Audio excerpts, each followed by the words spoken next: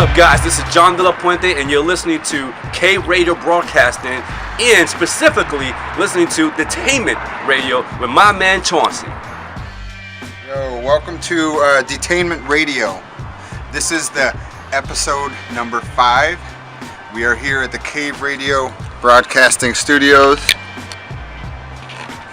and we're here ready to welcome our man Jhonn de La Puente and Kiki Kerr onto the show. We're going to be talking about homelessness worldwide. I've got my buddy Vlada Stojanovic calling in from Serbia. I've also got my other buddy Infinity Prime calling in from the Democratic Republic of the Congo. I got my buddy Henry Williams calling in from Detroit, Michigan. And we've also, of course, got the lovely Jackie Hillary. How's it going? My name is Jhonn de La Puente, and I am founder of Homeless Voices Plus You Project. And I am Kiki Kerr, and I am the co-founder of Homeless Voices Plus You Project. And what exactly is a Homeless Voices Plus You Project? Well, great question. It's a great question, isn't Yes. it? So basically, this is where we empower you, all right, the viewers, the listeners, to be able to do something about the homeless situation. We want to provide a platform for all homeless people to be able to voice their opinions, be able to voice their frustration because of the shelter system, just be able to voice how they feel, period, by showing them compassion and by showing them that we do care and that they do matter. So we go around with our phones and just basically record their audio or video if you get their permission, and just let it tell the story. We're telling their stories, and that's it. So how you can get involved is you can go to our website, which is homelessvoicesplusyou.org. That's homelessvoicesplusyou.org. Plug in your email address, and we will send you information about what upcoming projects that we're doing.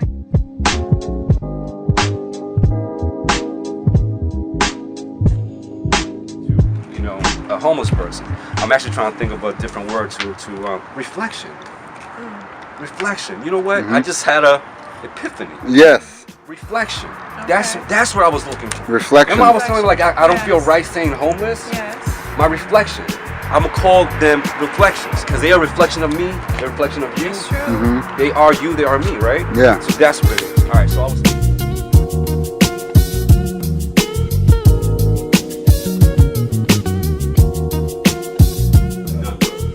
We have shelters that actually charge reflections, and the other the remainder of the shelters, the majority of the remainder of the shelters I'm trying to get at, you actually have to be a current drug addict for them to house you. Oh, so you gotta go get And that's, fucked up it's like to be not able to only get do help. you have to be in a bad financial situation, you gotta go get addicted to crack or Wow. So for them to house you at all, yeah, you have to currently be addicted to something. And the ones that do just house people like without a fee, we talking like Battle Creek, Right. Tecumseh, Michigan. You know, it's like, you know what I Right. mean? So it's like the places that's heavily populated where you will find more people who get into financial situations or whatever will lead to that. Because, you know, things happen, you know. Right. I was homeless for a minute myself, too. I used to sleep in that train at Oak Park. That's real story. Yeah. That's real. You know what? Man, I slept in my car.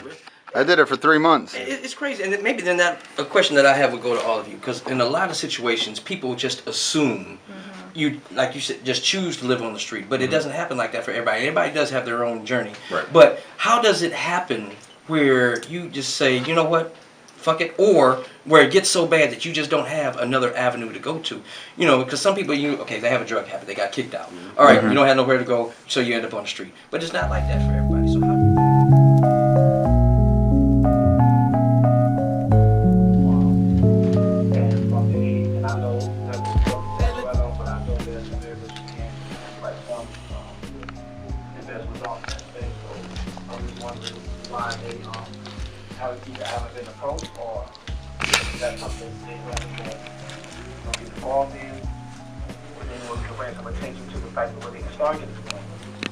I feel like you've opened the door for it to be A dialogue. yes, dialogue, absolutely. right. And to get the funding that the project desperately needs.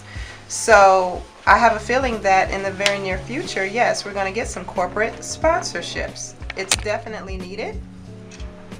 And like you said, there's so many corporate things initiatives that they pour the money in. So I know that the money is available for them to pour into a project such as this. Because to And them it's so- just philanthropy, Well, yeah. you know, and they write it off. Absolutely. Absolutely. So, this is a Better huge for it. write-off. But it's still, but it would still provide key resources to these people. Though. Absolutely. Absolutely. And I just want to And let I think we everybody should know. officially just call them out right now. I'm going to specifically call out Dan Gilbert specifically. Look, man, the city of Detroit gave you like $8 billion to build it. We took money from our public. We gave up science for the next 30 years. One of the shelters in the area in Orlando, they charge them $7 to get into the shelter. Wow. That doesn't make sense to me. Right. So, I mean, that's something that should be subsidized Right. by the state, city, or county. Right. Why are you charging a homeless person a reflection Right. money to get in there? Yeah. A God-breathed project, and I believe that whether a big mega church comes and helps this project out or not, the It's gonna get done. mission is going Send a link to the show to them. the mission is going to prevail. It's just a matter of time. Right. The greatest leaders in our society, your Martin Luther Kings, they went down because they had compassion for people. How is it that Martin Luther King, back in his day, could get thousands of people No to Facebook. hear him? No Facebook, no cell phones, none of that. Because it was the passion, the compassion in people's heart. The people believed what he believes. If you get people to believe what you believe, your mission will be successful. It's not Spread what he hope did. more than That's anything. right. When you spread hope, and that is such a contagious entity in Very. itself. And who that doesn't people- want hope? Who doesn't want to be happy? Exactly. Who doesn't want to wake up miserable and just, who doesn't want that? If you give somebody positivity, it's like when somebody's drowning and they looking at the top of the surface and they know, you know what, I'm not gonna get none of that air, and they just get one.